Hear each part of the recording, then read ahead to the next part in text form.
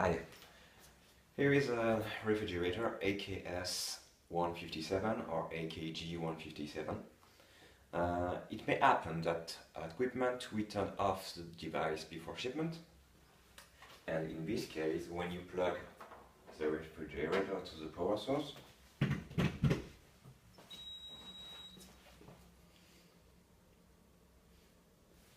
you have off status. Here it is. It will be only displayed for a few seconds. Then you just have a blue dot on the screen.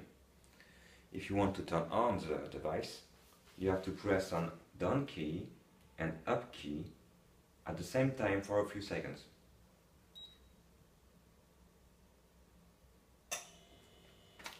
Now it's on and I can start to use my refrigerator.